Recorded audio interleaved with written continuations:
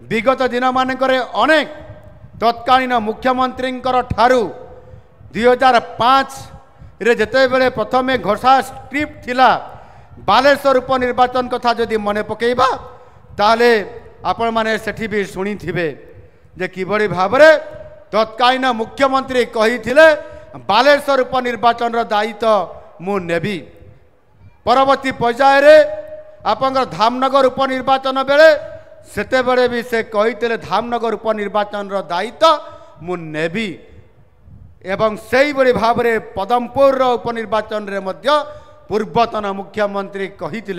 जे पद्मपुर उपनिर्वाचन रे मु दायित्व नेली एवं पद्मपुरवासी दाबी को मध्य मु निर्वाचन पर पूरण करी